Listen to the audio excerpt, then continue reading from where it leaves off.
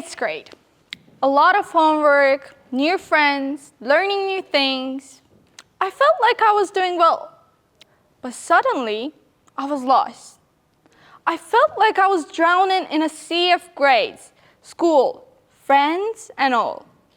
I'm Fatima, and I have a question for all the young people out there. Have you ever felt like you had to choose between being the top student and being the social one?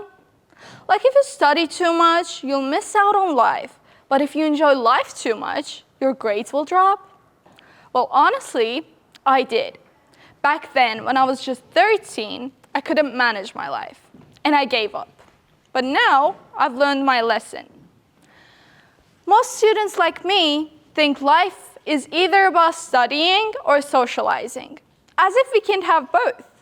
But here's the truth. You can be academically successful and socially active. You just need to know how to balance the two. So let's talk about how, in small but key steps. Let's start with our first step, confidence.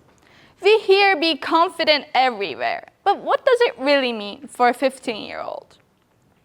Well, when I hit puberty, I thought everyone at school disliked me, yet they wanted to be like me. Well, that sounds really selfish and nonsense, doesn't it? Well, confidence isn't something like that. Confidence isn't walking to school thinking you're better than everyone else. It's walking in without comparing yourself to anyone. I also feel like embarrassing moments build confidence. Because when you try something new and you fail and you embarrass yourself, your brain builds proof that you can handle challenges.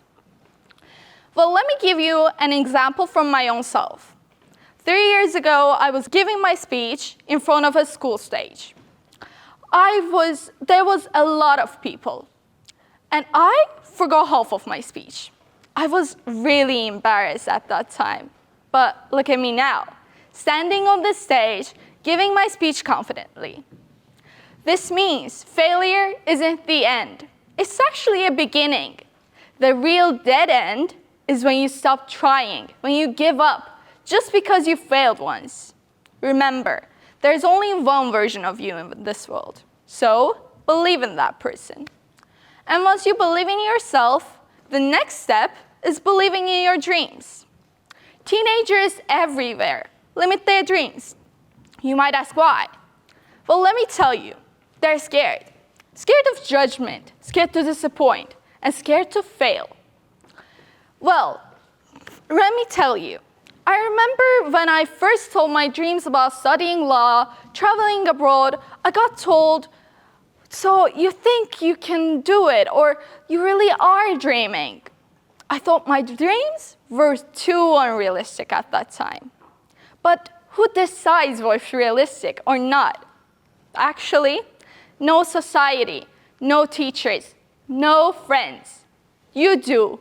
You do decide what's your dream and how is your dream, realistic or not. Well, a dream only becomes a goal when you start acting on it. So start trying for your dreams, even if you fail. Start planning small steps and keep going, even when others don't understand. Let's go on to the third step, which is surrounding yourselves with the right ones. Let me ask you, who are you sitting with at lunch? Who do you study with? Or who are you texting late at night? Friends influence your mindset more than you think. Well, we've all had that one friend who always complains about studying and tries to pull you away from it. That's draining. But then there's a friend who says, let's study together and we'll go out. That's what we call balance. True friends don't compete with your success. They celebrate it. They don't pull you away from your goals. They walk with you toward them. That's why choose true friends for yourself. But the best people, even with the best people beside you, balance still starts with you. Well, let me be honest. School life can be exhausting. late night homework, early classes, stress, and overthinking. And on top of that, trying to be a good student, a good daughter, and a good friend. It is a lot. And let me tell you something important. Rest isn't a reward. It's a part of the process. I remember there was a time where I would come home late, do homework till late nights, couldn't sleep because I had too much on my mind. But guess what? I fixed that one too. Now, I prioritize my sleep, my mental health, and also grades. As I sleep more and prioritize myself more, I realize that this makes me remember things better and also solve problems easier.